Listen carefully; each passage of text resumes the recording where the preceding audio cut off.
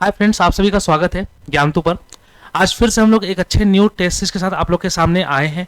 ठीक है, और ये 40 क्वेश्चन का एक सेट है। लगातार अच्छे क्वेश्चन आप लोग के सामने हम लोग लेके आ रहे हैं। जरूरत है आप लोग के बने रहने की, और आप लोग जो जिस प्रकार रिस्पॉन्स दे रहे हो काफ़ी काबिले तारीफ है। इसी प्रकार आप लोग भी हमारा उत्साहवर्धन करो, और हम लोग भी एक अच्छे से और मेहनत के साथ हमारी टीम जो है आपके समक्ष अच्छे से क्वेश्चन का संकलन आपके सामने लेकर आ रही है। ठीक है, तो चलिए समय को बर्बाद नहीं करते हुए एक अच्छे सेट की तरफ बढ़ते हैं। और हमारे पास जो पहला क्वेश्चन जो हमारे पास है वो है, राष्ट्रपति पद पर कार्यवाहक राष्ट्रपति के अलावा सबसे कम अवधि तक पद पर रहने वाले राष्ट्रपति कौन है। ठीक है, यानी यहाँ पर जो बोला जा रहा है कि निम्न में से जितने भी राष्ट्रपति आप लोग को दिए गए हैं, ठीक है, इसमें से सबसे कम अवधि तक कौन से राष्ट्रपति जो हैं वो रहे हैं। ठीक है, ऑप्शन हमारे पास है वीवी गिरी,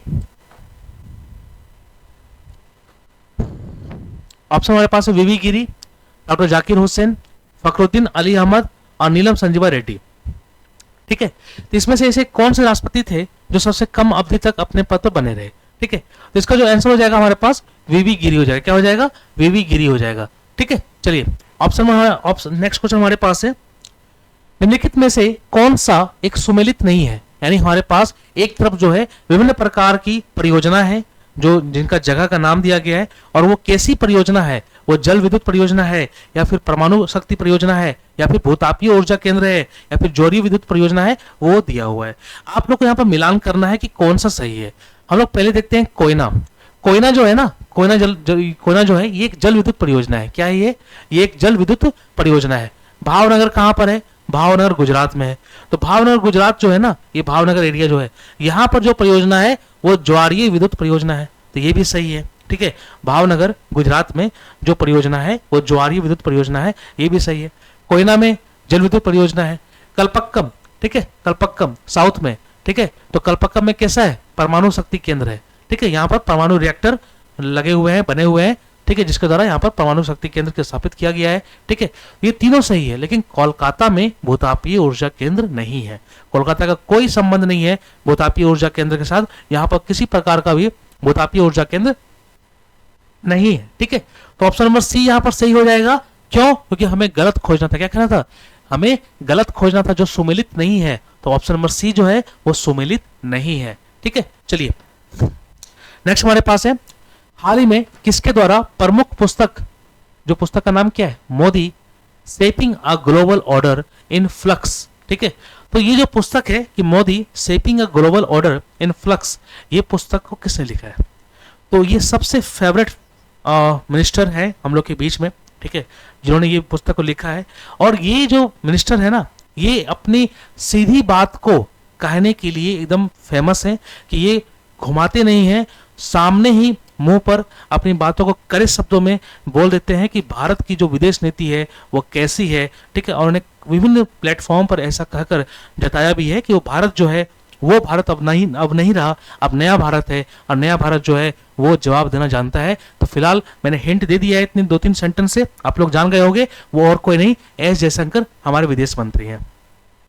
तो हमारे विदेश मंत्री एस जयशंकर ने एक बुक लिखा है जिनका नाम क्या है? Modi shaping a global order in flux. ठीक है, ऑप्शन नंबर ए हो जाएगा हमारे यहाँ पर। ठीक है, एस जयशंकर साहब ने ये बुक लिखा है। ठीक है, नेक्स्ट हमारे पास है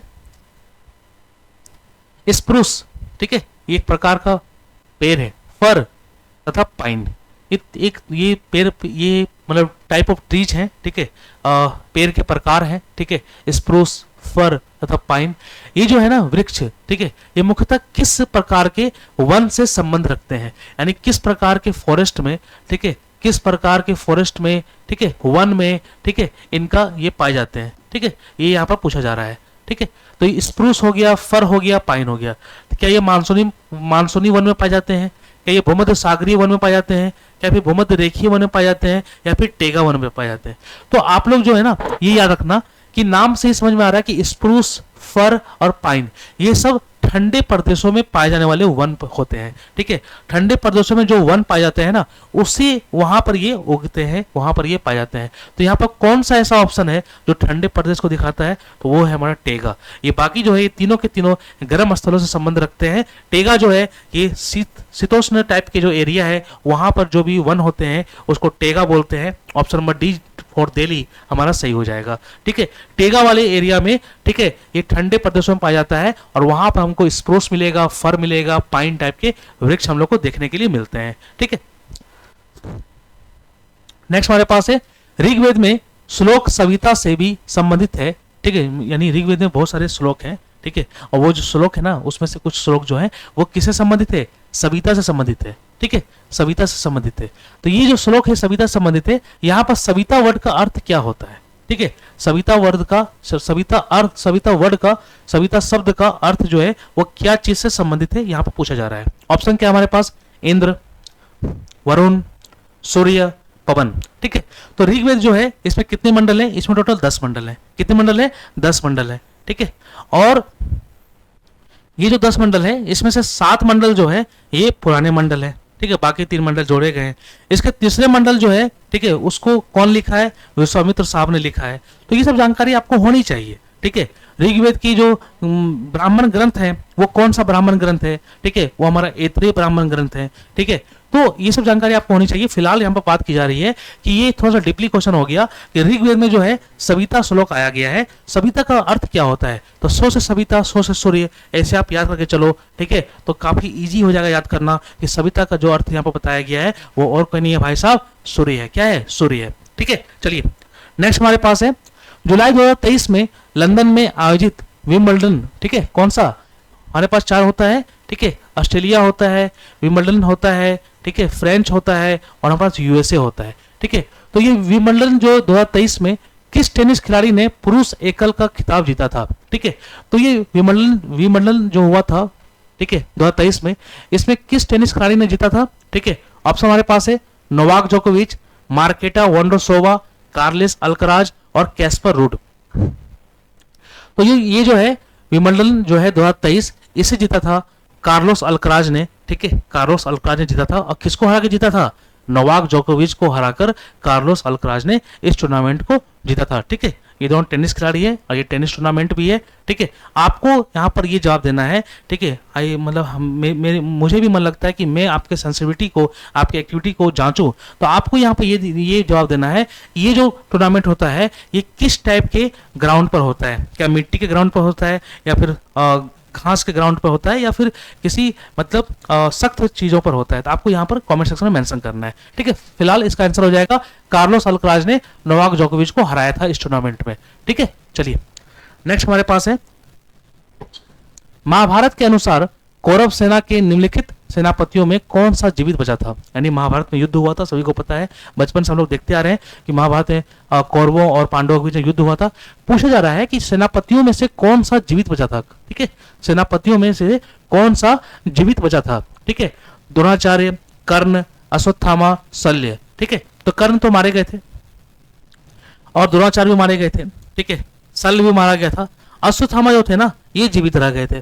ठीक है, इसलिए ऑप्शन नंबर सी जो हो जाएगा यहाँ पर सही हो जाएगा कि ये एक ऐसे सेनापति थे, ठीक है, जो महाभारत के युद्ध में जीवित बच गए थे और इनका नाम था अश्वत्थामा, और ये और कोई नहीं, द्रोणाचार्य के बेटे थे। कौन थे? द्रोणाचार्य के बेटे थे। ठीक है, चलिए नेक्स्ट हमारे पास है अगस्त 2023 को लॉन्च चंद्रयान 3। सभी को पता है कि अगस्त 2023 में चंद्रयान 3 जो है वो लॉन्च हुआ था। ठीक है, लैंडिंग साइट का नाम, ठीक है, अगस्त में लॉन्च नहीं हुआ था, जुलाई में लॉन्च हुआ था। अगस्त में क्या बोलते हैं, लैंड हुआ था। ठीक है, तो ये हमारा चांद है। ठीक है, ये हमारा चांद है। चांद का ये साउथ पोल है। ठीक है, ये साउथ पोल है, यानी ये दक्षिणी ध्रुव है। ठीक है, ये जो है ये दक्षिणी ध्रुव है। ठीक है, यहाँ पर क्या बोलते हैं, चांद लैंड किया। ठीक है, यहाँ पर हमारा चांद लैंड किया। ठीक है, तो ये जो दक्षिणी ध्रुव है जहां पर हमारा चांद लैंड किया है, ठीक है, इसे प्रधानमंत्री नरेंद्र मोदी ने इस जगह को क्या नाम दिया है? ठीक है, तो पीएम मोदी साहब ने इसको नाम दिया है। ठीक है, क्या तिरंगा है, या फिर शिव शक्ति बोलते हैं इसको, या फिर विष्णु शक्ति, या फिर भारत? ठीक है, तो अगस्त 2023 में मोदी ने जो लैंडिंग साइट है जहां पर चंद्रयान 3 लैंड हुआ है, ठीक है, उस जगह को नाम दिया है, मोदी साहब ने क्या दिया है, शिव शक्ति। ठीक है, मोदी जी ने इसका नाम दिया है शिव शक्ति। ठीक है, और इसके पहले 2019 में चंद्रयान 2 जो था, कौन था, चंद्रयान 2 जो था, ठीक है, चंद्रयान 2 जो था कब, 2019 में, तो वो तो क्या बोलते हैं फेल हो गया था, लेकिन वो क्या बोलते हैं कहीं ना कहीं चांद पर गिरा होगा। ठीक है, तो जहां पर चंद्रयान 2 2019 में जो था प्रक्षेपण किया गया था और जो साउथ पोल में कहीं ना कहीं गिरा होगा वो, ठीक है, तो उस जगह को नाम दिया गया तिरंगा। उस जगह को नाम क्या दिया गया, तिरंगा। लेकिन चंद्रयान 3 जो सफल रहा है सॉफ्ट लैंडिंग के केस में, ठीक है, उस जगह को नाम दिया गया है शिव शक्ति। ठीक है, तो आप लोग याद रखोगे शिव शक्ति उसका नाम रखा गया है। निम्नलिखित में से कौन सा सुमेलित नहीं है, ठीक है, यानी सिंपल सा, मैंने आपको बताया भी था कि आपको ऐसे क्वेश्चन देखने के लिए मिलेंगे, ये बीएसएससी का सिलेबस ही है जीके जीएस में, कि राजधानी राज्य, ठीक है, यानी सॉरी देश और राजधानी, ठीक है, और देश और उसकी मुद्रा, ठीक है, ये पता है, ये फिक्स है, ये 2-3 क्वेश्चन आप लोगों को देखने के लिए मिलेंगे। इसलिए हमारे हर सेट में कहीं ना कहीं ऐसे क्वेश्चन देखने के लिए आपको मिलेंगे, ठीक है, जिसमें एक तरफ देश रहेगा और एक तरफ क्या रहेगा, एक तरफ राजधानी रहेगा। ठीक है, हमारे पास ऑप्शन है रूस, तो रूस का क्या राजधानी, क्या मॉस्को है क्या, सही बात है, रूस का जो राजधानी है, जो कैपिटल है वो मॉस्को है। ठीक है, नेक्स्ट क्या है, कनाडा का ओटावा, सही है, कनाडा जो है उसका कैपिटल क्या है, ओटावा है। ऑस्ट्रेलिया का कैनबेरा, तो सही है कि ऑस्ट्रेलिया की जो कैपिटल है, जो राजधानी है वो कैनबेरा है। यहां पर बच जाता है ऑप्शन नंबर सी, चीन का संघाई, तो चीन का जो कैपिटल है, चीन का जो राजधानी है वो संघाई नहीं है, चीन का जो कैपिटल है, ठीक है, वो बीजिंग है। क्या है, बीजिंग है, ठीक है, बीजिंग, बीजिंग जो है ये चीन का राजधानी है, ऑप्शन नंबर सी हो जाएगा हमारा यहाँ पर। ठीक है, इस क्वेश्चन का आंसर। तो आप लोग को देश और जो कैपिटल है, जो राजधानी है, वो आप लोग को याद होना चाहिए। नेक्स्ट काफी अच्छा क्वेश्चन है, बिहार से रिलेटेड है। ठीक है, पटना से प्रकाशित होने वाला प्रथम अंग्रेजी अखबार कौन सा है, यानी प्रथम अंग्रेजी अखबार जो है वो बिहार के पटना से प्रकाशित होने वाला पहला अंग्रेजी अखबार कौन सा है, the Indian nation, the mirror, the Bihar Herald या फिर हिंदू पैट्रियट। ठीक है, तो द बिहार हेराल्ड जो है ये बिहार का पहला, पटना से प्रकाशित होने वाला पहला अंग्रेजी न्यूज़पेपर है। ठीक है, और ये किसके द्वारा हुआ था प्रकाशन, गुरु प्रसाद सेन के द्वारा। किसके द्वारा हुआ था, गुरु प्रसाद सेन के द्वारा। ठीक है, गुरु प्रसाद सेन के द्वारा। ठीक है, द बिहार हेराल्ड को बिहार का पहला इंग्लिश न्यूज़पेपर के रूप में प्रकाशित किया गया था, द बिहार हेराल्ड। ठीक है, चलिए नेक्स्ट हमारा है यूएनडीपी, यानी संयुक्त राष्ट्र विकास कार्यक्रम का मुख्यालय कहां पर है। ठीक है, तो यूएनडीपी जो है ये ह्यूमन डेवलपमेंट रिपोर्ट रिलीज करती है, यानी मानव विकास सूचकांक। आपसे पूछा जाएगा कि मानव विकास सूचकांक जो है वो कौन रिलीज करता है, वो यूएनडीपी रिलीज करती है। कौन रिलीज करता है, यूएनडीपी रिलीज करता है। ठीक है, और यूएनडीपी का जो हेडक्वार्टर है वो पूछा जा रहा है कि यूएनडीपी का जो हेडक्वार्टर है वो कहां पर है। ठीक है, तो यूएनडीपी का जो हेडक्वार्टर है वो और कहीं नहीं, यूएसए के अंदर किस देश में, न्यूयॉर्क में। ठीक है, तो न्यूयॉर्क में यूएनडीपी का हेडक्वार्टर है। ठीक है, और ये कौन सा सूचकांक रिलीज करता है, ये मानव विकास सूचकांक रिलीज करता है। ठीक है, ऑप्शन नंबर बी जो है ये यूएनडीपी का हेडक्वार्टर है। चलिए नेक्स्ट क्वेश्चन हमारे पास है, सिंधु घाटी सभ्यता के लोग किसकी पूजा करते हैं। हमारे पिछले सेशन में एक वीडियो था जिसमें इस क्वेश्चन को लिया गया था, और यहाँ पर उस क्वेश्चन को रिवीजन के तौर पर यहाँ पर लाया गया है। ठीक है, कि सिंधु घाटी सभ्यता जो है उस वहां पर वो लोग किसकी पूजा करते थे। ठीक है, तो ये क्वेश्चन आप लोग से गलत नहीं होना चाहिए। ठीक है, ऑप्शन हमारे पास है, ब्रह्मा की पूजा करते थे, पशुपति की पूजा करते थे, विष्णु जी की पूजा करते थे, या फिर इंद्र या वरुण की पूजा करते थे। तो सिंधु घाटी के जो लोग होते थे ना, वो क्या बोलते हैं, कहीं ना कहीं, ठीक है, मेनली जो है पशुपति भगवान की ही पूजा करते थे। ठीक है, और इस ऑप्शन जो हो जाएगा हमारे पास बी फॉर बॉम्बे, पशुपति जी की पूजा करते थे हिंदू घाटी सभ्यता के लोग। ठीक है, ऑप्शन नंबर बी। नेक्स्ट हमारे पास है बिग बैंग सिद्धांत। कौन सा सिद्धांत, बिग बैंग सिद्धांत। ठीक है, बिग बैंग सिद्धांत निम्नलिखित में से किसकी व्यवस्था करता है। ठीक है, आपने सुना होगा बिग बैंग थ्योरी। ठीक है, तो वो क्या चीज से संबंधित है। ठीक है, धरती का उद्भव, समुद्र का उद्भव, तारामंडल का उद्भव या फिर ब्रह्मांड का उद्भव। तो ये जो गैलेक्सी जो हमारा है ना, यूनिवर्स, ठीक है, यूनिवर्स से रिलेटेड जो भी थ्योरी है वो थ्योरी कौन देता है, बिग बैंग थ्योरी देता है। कौन देता है, बिग बैंग थ्योरी देता है। तो इसी बिग बैंग थ्योरी के आधार पर यूनिवर्स किस प्रकार बना है, यूनिवर्स का डेवलपमेंट किस प्रकार हुआ है, वो जानकारी हम लोग को होती है किसके द्वारा, साइंटिस्ट के द्वारा। ठीक है, तो ये जो बिग बैंग थ्योरी है, ये जो बिग बैंग सिद्धांत है, वो किसके बारे में बात करता है, ये ब्रह्मांड के उद्भव की बात करता है। ऑप्शन नंबर डी हो जाएगा हमारा, डी फॉर दिल्ली। ठीक है, चलिए नेक्स्ट क्वेश्चन हमारे पास है, भारत की खोज। ये क्वेश्चन देखिए रिपीटेड है। ठीक है, जान कर लाया जाता है, क्योंकि आपको पता है कि ये जो है हमारे ये मोटिवेशन है कि आपको 40 क्वेश्चन में से कहीं ना कहीं 3-4 क्वेश्चन जो है एक रिवीजन के तौर पर आपके सामने लाया जाए, ताकि आपका बैक टू बैक रिवीजन चलता रहे। और कहीं ना कहीं अगर आप क्वेश्चन को दोबारा देखते हो ना, तो उसे अटेम्प्ट करने का जो स्पीड होता है वो बढ़ जाता है आपका। ठीक है, तो ये सबसे अच्छा सा क्वेश्चन है कि भारत की खोज जो है ये पुस्तक किसने भी लिखी है, तो ये ऑप्शन हमारे पास है जवाहरलाल नेहरू, महात्मा गांधी, रामधारी सिंह दिनकर, रविंद्रनाथ टैगोर। ठीक है, तो रविन्द्रनाथ टैगोर को 1913 में नोबेल पुरस्कार मिला था। ठीक है, ये बात यहाँ पर एक पॉइंट थोड़ा सा वैल्यू एडिशन हो गया। फिलहाल भारत की खोज जो है वो जवाहरलाल नेहरू ने लिखा था। ऑप्शन नंबर ए जो है यहाँ पर हमारा सही हो जाएगा। ठीक है, और आप लोगों ने भी सही किया होगा, ये सोचकर मैं आगे बढ़ रहा हूँ। ठीक है, चलिए, निम्नलिखित में से किसको सम्राट अशोक ने बौद्ध धर्म के बारे में क्या दिया था, प्रचार करने के लिए कहां भेजा था, श्रीलंका भेजा था। यानी अशोक ने, सम्राट अशोक ने, ठीक है, किन को श्रीलंका भेजा था, ठीक है, बौद्ध धर्म के प्रचार के लिए।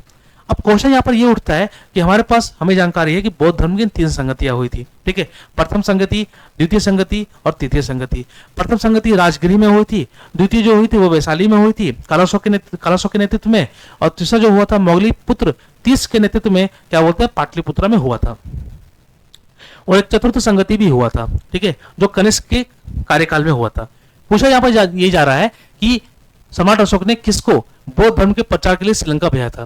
तो बौद्ध धर्म के प्रचार के लिए श्रीलंका भेजना स्टार्ट कब से हुआ था, तो ये स्टार्ट हुआ था तृतीय बौद्ध संगति जब हुआ था, तो उस टाइम हुआ था। ठीक है, तो किसे भेजा था, तो महेंद्र एवं संघमित्रा को, ये 2 लोग को, महेंद्र को भी और संघमित्रा को भी, ये 2 लोग को क्या बोलते हैं, अशोक ने श्रीलंका भेजा था कि जाओ और जाके बुद्ध धर्म का प्रचार प्रसार करो। ठीक है, तो महेंद्र और संघमित्रा जो है ये श्रीलंका गए थे। ठीक है, चलिए ऑप्शन नंबर सी हो जाएगा यहाँ पर हमारा, ऑप्शन नंबर सी।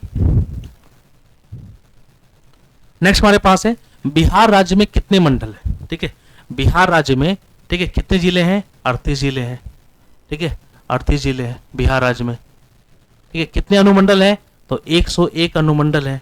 ठीक है, 101, ठीक है, अनुमंडल है। ठीक है, कितने प्रखंड है, 543, 543 जो है ये हमारे प्रखंड है। ठीक है, लेकिन पूछा क्या जा रहा है, पूछा जा रहा है कितने मंडल है, कितने मंडल है, टोटल कितने मंडल है, 9 मंडल है। और अभी जो हम लोग यहाँ पर हैं पटना में है, तो ये पटना मंडल में आता है। ठीक है, चलिए ऑप्शन नंबर सी हो जाएगा यहाँ पर, कितने प्रमंडल है, टोटल 9 प्रमंडल है। ठीक है, ऑप्शन नंबर सी।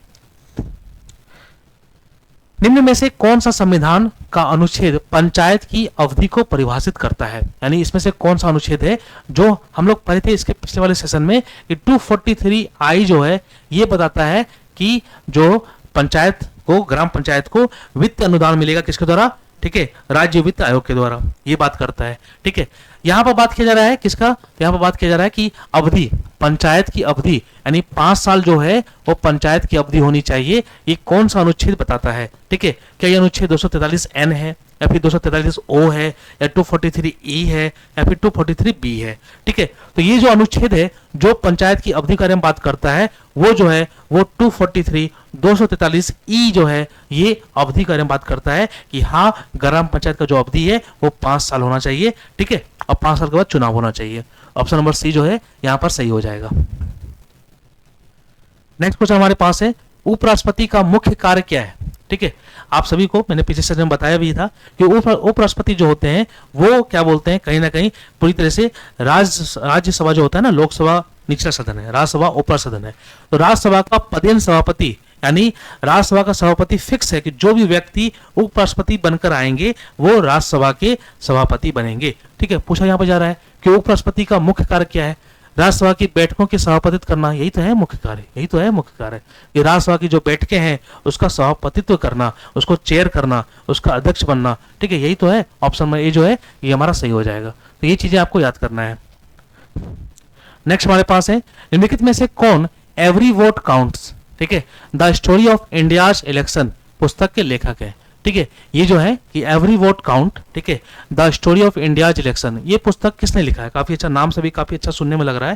ये कितना बेहतरीन, मतलब इलेक्शन के बारे में एनालिसिस करके इसे बताया गया है कि एवरी वोट काउंट, ठीक है, स्टोरी ऑफ इंडियाज इलेक्शन, ये पुस्तक किसने लिखा है, एन गोपाल स्वामी, हरिशंकर ब्रह्मा, SY कुरैशी या नवीन चावला। तो इस बुक को नवीन चावला साहब ने लिखा है। ठीक है, एवरी वोट काउंट्स, ठीक है, स्टोरी ऑफ इंडियाज इलेक्शन, नवीन चावला ने ये बुक लिखा है। ऑप्शन नंबर डी हो जाएगा यहाँ पर। ठीक है, चलिए नेक्स्ट हमारे पास है राष्ट्रीय विकास परिषद का मुख्य संबंध क्या होता है।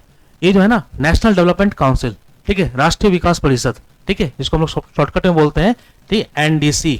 ठीक है, ठीक है, नेशनल डेवलपमेंट काउंसिल, ठीक है, राष्ट्रीय विकास परिषद कब बना था, ये जो बना था ये हमारा अगस्त 1952 में बना था। कब बना था? अगस्त 1952 में बना था। ठीक है, इसके अध्यक्ष कौन होते हैं? इसके अध्यक्ष प्राइम मिनिस्टर होते हैं। इसमें सदस्य कौन कौन होते हैं? सभी स्टेट के जो सीएम होते हैं वो इसके सदस्य होते हैं। ठीक है, तो इसका कार्य क्या था, इसका संबंध क्या था? ठीक है, तो राष्ट्रीय विकास परिषद का जो मुख्य संबंध था वो था योजनाओं के अनुमोदन से, कि हाँ ये योजना आनी चाहिए और इस चीज के डेवलपमेंट के लिए ये योजना आनी चाहिए। तो योजना का अनुमोदन करना किसका दायित्व था?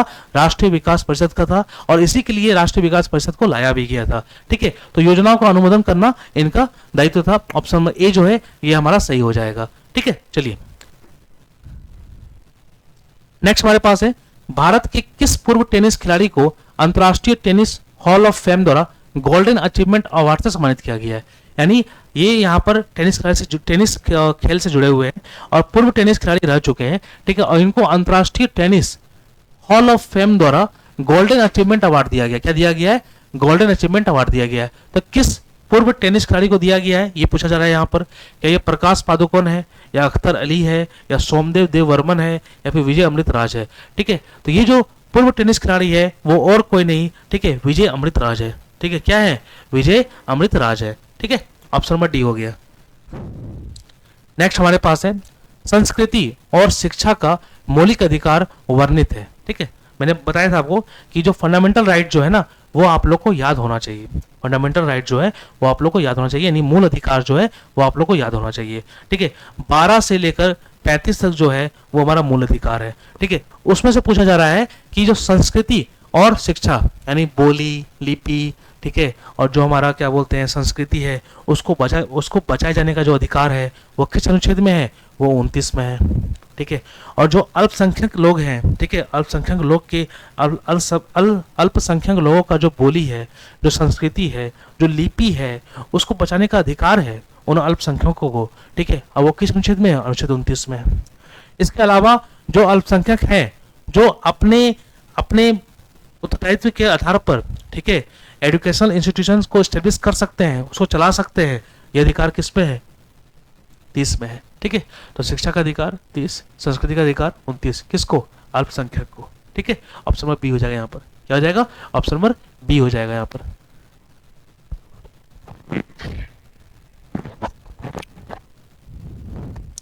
कमला की सहायक नदियां कौन है?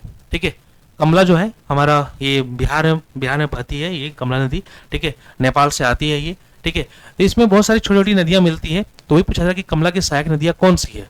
ढोड़ी है, या सोनी है, या बलान है, या फिर सभी है? तो कमला की तीनों सहायक नदियां हैं, ढोड़ी भी है, बलान भी है और सोनी भी है। ठीक है, ऑप्शन नंबर बी हो जाएगा यहाँ पर। ठीक है, कमला की तीनों सहायक नदियां हैं, ढोड़ी भी, बलान भी और सोनी भी। नेक्स्ट हमारे पास है, निम्नलिखित में से कौन एक सूखाग्रस्त क्षेत्र है? ठीक है, यानी आपके पास ऑप्शन दिए गए हैं और आपको ये देखना है कि इसमें से कौन सा सूखाग्रस्त क्षेत्र है। ठीक है, आप जानते हो कि ब्रह्मपुत्र डेल्टा, यानी ब्रह्मपुत्र डेल्टा जो है यहाँ जहां पर ब्रह्मपुत्र बहती है और जाके फिर समुद्र में मिल जाती है, तो कैसे वो एरिया सूखा रह सकता है? वो सूखा रह सकता है क्या? वो सूखा रह ही नहीं सकता है। ठीक है, वो जरूर उसमें नमी होगी। ठीक है, क्योंकि नदी बहकर जहां पर नदी धरती को छोड़कर समुद्र में मिल रही है तो उस एक डेल्टा बनाती है, एक प्रवाह तंत्र बनाती है। ठीक है, तो क्या वो सूखा रहेगा? क्या नहीं रहेगा सूखा? ठीक है, ऑप्शन नंबर जो ए है ये हमारा गलत है कि ये सूखा तो है नहीं। सॉरी। ठीक है, महानदी डेल्टा, तो महानदी जो डेल्टा है जहां महानदी जो बहती है उड़ीसा से होते हुए बहती है, ठीक है, तो क्या ये सूखा रहेगा? ये सूखा नहीं रहेगा, ये भी सूखा नहीं रहेगा। तमिलनाडु का तट, ये तो और सूखा नहीं रहेगा क्योंकि तमिलनाडु का जो तट रहता है ना समुद्र से लगा हुआ रहता है, तो सूखा रहेगा ही नहीं। ठीक है, सूखा कौन रहेगा? रॉयल सीमा। रॉयल सीमा जो है ये सूखाग्रस्त एरिया है। कहाँ पाया जाता है? आंध्र प्रदेश में पाया जाता है। कहाँ पाया जाता है? आंध्र प्रदेश में पाया जाता है। कौन? रॉयल सीमा। ये एक सूखाग्रस्त इलाका है। ठीक है, ऑप्शन नंबर डी जो होगा यहाँ पर सही हो जाएगा, ऑप्शन नंबर डी। ठीक है, चलिए नेक्स्ट हमारे पास है आर्थिक उदारीकरण। ठीक है, आर्थिक उदारीकरण का जनक किसे माना जाता है? तो भारत में 1991 में क्या होता है, हालत ऐसा था कि हम लोग के पास जो फॉरेन रिजर्व था, जो विदेशी मुद्रा थी, वो काफी कम था। ठीक है, और हम लोग क्या बोलते हैं, बाहर से किसी कंपनी को एक लिमिट तरीके से आने देते थे। ठीक है, बहुत सारे नियम कानून थे। ठीक है, तो बाहर की जो कंपनी थी वो यहाँ पर निवेश नहीं कर पाती थी, तो ये बहुत सारा प्रॉब्लम था। ठीक है, और तो उसी कारण क्या हुआ कि आर्थिक उदारीकरण का सिद्धांत अपनाया गया और इसके जो जनक थे उस टाइम के जो वित्त मंत्री थे कौन थे? डॉक्टर मनमोहन सिंह। डॉक्टर मनमोहन सिंह जो है वो एलपीजी लाए, ठीक है। एलपीजी एक रिफॉर्म्स था, ठीक है, जिसके तहत क्या बोलते हैं आर्थिक उदारीकरण आया, ठीक है, और इनको आर्थिक उदारीकरण का जनक बोलते हैं। और जुलाई 1991 में, कब? जुलाई, ठीक है, जुलाई 1991 में, ठीक है, जुलाई 1991 में क्या बोलते हैं इन्होंने आर्थिक उदारीकरण को लॉन्च किया, ठीक है। और ये क्वेश्चन बीपीएससी में भी आ चुका है, तो काफी इंपॉर्टेंट है कि डॉक्टर मनमोहन सिंह जो है वो आर्थिक उदारीकरण के जनक माने जाते हैं, ठीक है। ऑप्शन नंबर यहाँ पर सी सही हो जाएगा। नेक्स्ट हमारे पास है भारत एवं पाकिस्तान का विभाजन किस योजना के तहत हुआ था, ठीक है। तो भारत पाकिस्तान का जो विभाजन था वो किस योजना के तहत हुआ था ये पूछा जा रहा है यहाँ पर, ठीक है। तो ये जो था ना कि क्या सबसे पहले क्या हुआ था? सबसे पहले जो था वो क्रिप्स योजना था। कब था क्रिप्स योजना? कब आया था ये? 1942 में आया था, ठीक है। ये फेल हो गया, इसे नहीं माना गया। फिर वेबल योजना आया, शिमला में हुआ, तो 1945 में क्या बोलते हैं ये वेबल योजना आया, ये भी क्या बोलते हैं फेल हो गया, ये भी फेल हो गया, ठीक है। लास्ट में माउंटबेटन योजना आया, ठीक है, और माउंटबेटन योजना के तहत भारत और पाकिस्तान का बंटवारा हुआ और जून 1946 में ये योजना आया था और इसी योजना के तहत क्या बोलते हैं भारत और पाकिस्तान का विभाजन हुआ। तो ऑप्शन नंबर सी जो है यहाँ पर सही हो जाएगा। माउंटबेटन योजना के तहत भारत और पाकिस्तान का बंटवारा किया गया, ठीक है। चलिए नेक्स्ट हमारे पास है अफीम जो है, ठीक है, ठीक है, ये अफीम है, ठीक है, ये अफीम है, ठीक है। तो अफीम जो है, ठीक है, अफीम की जो खेती होती है, तो अफीम जो है पौधे के किस भाग से प्राप्त होता है, ठीक है। तो अफीम जो है ना ये फूल से प्राप्त होता है। किससे प्राप्त होता है? ये फूल से प्राप्त होता है। अफीम का जो फूल होता है ना वहां से ही क्या बोलते हैं अफीम की प्राप्ति होती है, ठीक है। तो ये हमारा ऑप्शन डी हो जाएगा।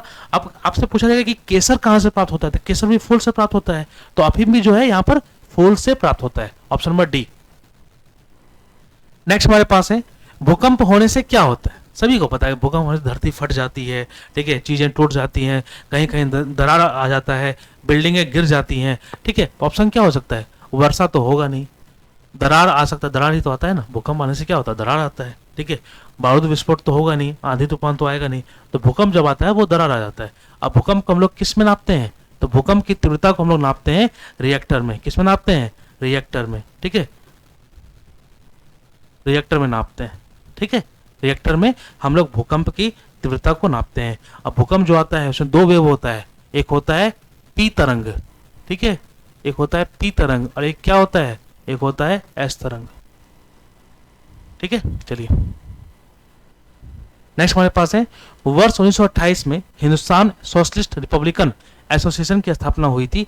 कहां पर हुई थी? ठीक है, तो ये 1928 में बना था, हिंदुस्तान रिपब्लिकन एसोसिएशन 1928 में बना था। कब बना था? 1928 को बना था, ठीक है। लेकिन कहां पर बना था? तो ये फिरोज शाह कोटला के स्टेडियम है। कहां पर है? दिल्ली में है, तो वहीं पर ये बना था, ठीक है। और इसको कौन बनाया था? चंद्रशेखर आजाद। कौन बनाए थे? चंद्रशेखर आजाद बनाए थे। ऑप्शन नंबर बी हो जाएगा यहाँ पर, ठीक है। यहाँ पर थोड़ा सा ये है, ये ऑप्शन नंबर सी होगा। फिलहाल चलो कोई बात नहीं, दिल्ली में इनका स्थापना हुआ था। निम्नलिखित में से किस महासागर का सबसे गहरा बिंदु जो है वो जावाग्रत है? ठीक है, सबसे गहरा जो ये है ना, सबसे गहरा जो बिंदु है वो जावाग्रत है। जावाग्रत को हम लोग सुंडागर्त भी बोलते हैं। क्या बोलते हैं? सुंडागर्त भी बोलते हैं। और ये नाम अगर मैं आपको बोल रहा हूँ ना तो आपको हिंट मिल गया होगा कि ये कहाँ पर होगा, ठीक है। ये नाम अगर मैं आपको बोल रहा हूँ, सुंडागर्त जो है जावाग्रत को ही बोलते हैं। सुंडा कहाँ पाया जाता है जी? इंडोनेशिया के पास पाया जाता है। इंडोनेशिया क्या है? कौन सा महासागर के पास है? हिंद महासागर के पास है, ठीक है। तो हिंद महासागर के पूर्वी दक्षिणी पार्ट में एक जावा गर्त है जो क्या बोलते हैं सबसे गहरा बिंदु है उस महासागर के लिए, जिसको हम लोग सुंडा गर्त भी बोलते हैं। आंसर क्या हो जाएगा? हिंद महासागर। क्या हो जाएगा? हिंद महासागर, ठीक है। तो हिंद महासागर में ये गर्त पाया जाता है और हिंद महासागर का सबसे गहरा बिंदु यही है, ठीक है। चलिए नेक्स्ट हमारे पास है महात्मा गांधी ने सर्वोदय की मान्यताएं किस पुस्तक से ली थी? ठीक है, सर्वोदय की जो मान्यता है वो किस पुस्तक से ली थी? ठीक है, तो महात्मा गांधी ने बताया है कि मैंने कुछ चीजें जो है वो कुछ पुस्तकों से कुछ पुस्तकों से सीखी है, ठीक है। उसमें से जो सर्वोदय की जो भावना है वो मैंने सीखा है किस बुक से? अनटू दिस लास्ट, ठीक है। अनटू दिस लास्ट बुक से मैंने सर्वोदय की भावना को सीखा है। और इस बुक के लेखक कौन है? John Ruskin. कौन है? जॉन रस्किन, ठीक है। जॉन रस्किन जो है, ठीक है, इस बुक के, ठीक है, राइटर है, इस बुक के राइटर है, ठीक है। और अनटू दिस लास्ट पुस्तक से महात्मा गांधी ने क्या जीता? क्या सीखा? सर्वोदय की भावना को सीखा, ठीक है। ऑप्शन में बी हो जाएगा यहाँ पर। नेक्स्ट हमारे पास है बिहार का पहला दैनिक हिंदी समाचार पत्र कौन था। अभी इसके पहले सेशन में हम लोगों ने पढ़ा है कि बिहार का पहला क्या बोलते हैं अंग्रेजी समाचार पत्र कौन था, तो वो था हमारा द बिहार हेराल्ड, ठीक है। और वो किसने लिखा था, गुरु प्रसाद सिंह ने लिखा था। कब लिखा था, 1875 को लिखा था। अब यहाँ पर क्या पूछा जा रहा है कि बिहार का पहला दैनिक हिंदी समाचार पत्र कौन था, क्या वो बिहारी बंधु था, क्या यह आर्यावर्त था, या सर्वहितैषी था, या फिर हिंदुस्तान था। तो बिहार का पहला, ठीक है, दैनिक हिंदी समाचार पत्र जो था वो था सर्वहितैषी। कौन था, सर्वहितैषी, ठीक है। ऑप्शन नंबर सी हो जाएगा यहाँ पर। सर्वहितैषी जो था ये बिहार का पहला दैनिक हिंदी समाचार पत्र था। चलिए नेक्स्ट हमारे पास है विश्व बैंक, जिसे अंतर्राष्ट्रीय पुनर्निर्माण तथा विकास बैंक भी कहते हैं, ठीक है, इसका मुख्यालय कहाँ पर है। तो विश्व बैंक जो है ना, ये ब्रेटन वुड्स सम्मेलन हुआ था, ठीक है, पूछता है कभी कभी, ब्रेटन वुड्स, ठीक है, सम्मेलन हुआ था। कब हुआ था, 1944 में हुआ था, ठीक है, 1944 में हुआ था। तो 1944 में ब्रेटन वुड्स सम्मेलन हुआ था, इसी सम्मेलन के तहत इसकी स्थापना हुई थी, ठीक है। और ये क्या बोलते हैं 1945 में इस्टेब्लिश हुआ था। 1945 में इसका स्थापना है, 1945 में इसका स्थापना है, ठीक है। तो विश्व बैंक जो है इसका मुख्यालय कहाँ पर है, न्यूयॉर्क में, जेनेवा में, पेरिस में, वाशिंगटन डीसी में। तो विश्व बैंक का जो मुख्यालय है वो वाशिंगटन डीसी में है। कहाँ पर है, वाशिंगटन डीसी में है। ऑप्शन नंबर डी जो है ये हमारा यहाँ पर सही हो जाएगा, ठीक है। चलिए 24 अगस्त 2023 को शतरंज विश्व कप के फाइनल में भारत के रमेश बाबू प्रज्ञानंद, ठीक है, रमेश बाबू प्रज्ञानंद ने इनको हरा दिया गया, ये हार गए, ठीक है। किस देश के खिलाड़ी के द्वारा पराजित कर दिए गए, ठीक है। तो रमेश बाबू प्रज्ञानंद जो थे वो क्या बोलते हैं विश्व का जो सबसे जो मतलब टॉप शतरंज खिलाड़ी हैं, उसको काफी अच्छा उनको कंपटीशन दिया, ठीक है। लेकिन फिलहाल कोई बात नहीं, ठीक है, रमेश बाबू प्रज्ञानंद जो है वो इसके द्वारा पराजित हो गए, ठीक है। तो पूछा जा रहा है कि वो जो खिलाड़ी थे ना, कार्लसन, क्या नाम था उनका, कार्लसन, ठीक है, वो किस देश से थे, क्या वो नॉर्वे से थे, पुर्तगाल से थे, स्पेन से थे, या फिर आयरलैंड से थे। तो जॉन कार्लसन जो थे, ठीक है, कार्लसन नाम के खिलाड़ी थे जो जीत गए, और रमेश बाबू प्रज्ञानंद जो है वो सेकंड पोजीशन पर आ गए, ठीक है। तो ये जो थे नॉर्वे से थे, किस देश से थे, नॉर्वे से थे। ऑप्शन में ए जो है ये हमारा सही है, ठीक है, नॉर्वे। और ये कहाँ पड़ता है, ये हमारा उत्तरी भारत, उत्तरी गोलार्ध तरफ पड़ता है ये। नेक्स्ट हमारे पास है 11-12 जनवरी 2023 के बीच विधानसभाओं के अध्यक्ष का जो अखिल भारतीय सम्मेलन हुआ था, ठीक है, जो अखिल भारतीय सम्मेलन हुआ था ये किस शहर में हुआ था, ठीक है। तो जितने भी विधानसभा है, विधानसभा के जितने भी अध्यक्ष हैं, जितने भी स्पीकर हैं, ठीक है, इनका क्या बोलते हैं एक सम्मेलन हुआ था, ठीक है, ऑल इंडिया लेवल पे। ये कहाँ पर हुआ था, ये राजस्थान में हुआ था। कौन सा ऑप्शन जो राजस्थान में है, ये जयपुर, ये जयपुर में हुआ था, ठीक है। जयपुर में जो हुआ था ये सम्मेलन हुआ था, जहां पर विभिन्न राज्यों के विधानसभा के जो अध्यक्ष थे वो यहाँ पर आके मिले थे और एक सम्मेलन यहाँ पर हुआ था ऑर्गेनाइज, ठीक है, जयपुर में। नेक्स्ट हमारे पास है मदर टेरेसा द्वारा स्थापित धर्म संघ क्या कहलाता है। तो मदर टेरेसा को सभी जानते हैं, ठीक है, इन्होंने एक संस्था का निर्माण किया था, उसी संस्था का नाम यहाँ पूछा जा रहा है कि मदर टेरेसा द्वारा स्थापित संस्था का धर्म संघ का क्या नाम था। तो ये जो धर्म संघ का नाम था ये था मिशनरीज ऑफ चैरिटी। क्या नाम था, missionaries of charity. Option number C जो है यहाँ पर सही हो जाएगा कि मिशनरीज ऑफ चैरिटी जो है इन्होंने धर्म संघ का स्थापित किया था। किसने, मदर टेरेसा ने स्थापित किया था, मिशनरीज ऑफ चैरिटी। नेक्स्ट हमारे पास है राष्ट्रीय विधि दिवस, ठीक है, राष्ट्रीय विधि दिवस जो है ये कब मनाया जाता है, ठीक है, नेशनल लॉ डे, ठीक है, नेशनल लॉ डे जो है ये कब मनाते हैं, तो ये हम लोग 26 दिसंबर को मनाते हैं, 26 नवंबर को मनाते हैं, ठीक है, 26 नवंबर को हम लोग इसको बनाते हैं, ठीक है, 26 नवंबर को। तो ऑप्शन नंबर सी जो है ये हमारा सही हो जाएगा, ठीक है, ऑप्शन नंबर सी जो है ये हमारा सही हो जाएगा। 26 नवंबर को हम लोग राष्ट्रीय विधि दिवस मनाते हैं। नेक्स्ट हमारे पास बंकर शब्द किस खेल से संबंधित है। इसके पहले के क्वेश्चन में मैंने आप लोगों को कराया है कि जर्क टाइप का एक जो शब्द है वो किस खेल से संबंधित है।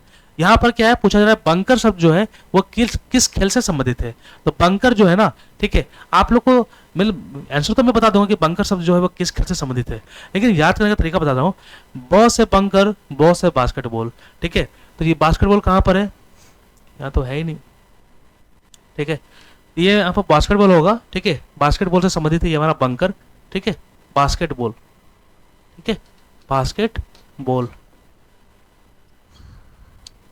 बैडमिंटन, क्रिकेट, बिलियर्ड्स, पोलो, बैडमिंटन। नेक्स्ट हमारे पास है सार्क का मुख्य उद्देश्य क्या है। ठीक है, सभी को पता है कि ये जो है हमारा सार्क, ठीक है, सार्क जो है एक संस्था है। ठीक है, इसका मुख्य उद्देश्य क्या है? दक्षिण एशियाई देशों में आर्थिक सहयोग करना, दक्षिण एशिया में क्या बोलते हैं शांति स्थापित करना, सामाजिक सहयोग को बढ़ावा देना, दक्षिणी एशिया देशों में परस्पर सामाजिक, आर्थिक और सहयोग में वृद्धि करना।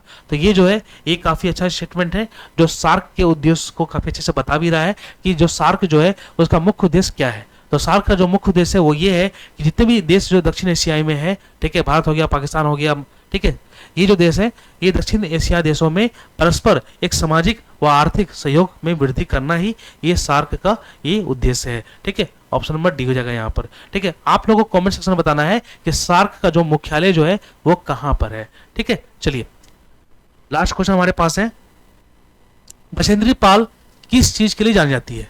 सभी को पता है कि बछेंद्री पाल जो है ये जो है क्या बोलते हैं माउंट एवरेस्ट पर चढ़ने वाली पहली महिला है। ठीक है, बछेंद्री पाल। ठीक है, और ये जो है कहाँ पर है? पर्वतारोहण। तो ये जो है एक पर्वतारोही है, ठीक है, जिन्होंने क्या बोलते हैं माउंट एवरेस्ट पर क्या बोलते हैं चढ़ाई की थी। ठीक है, तो बछेंद्री पाल का जो संबंध है वो पर्वतारोहण से ही है। ऑप्शन नंबर सी हो जाएगा यहाँ पर। ठीक है, चलिए तो ये हम लोग का सेशन था, 40 क्वेश्चन का टेस्ट था, 40 क्वेश्चन का एक सेट था। आई होप आपने एंजॉय किया होगा। और आपके मार्क्स कितने बन रहे हैं आप लोग को जरूरत है ये बताने की कि आपके मार्क्स टोटल कितने बन रहे हैं। ठीक है, और इस प्रकार जो टेस्ट है वो लगातार आते रहेगा। आप लोग बने रहिए और सेशन को अपने फ्रेंड्स में सर्कल में शेयर कीजिए ताकि वो लोग भी बेनिफिट हो सके। ठीक है, चलिए मिलते हैं कल इसी चैनल पर। धन्यवाद।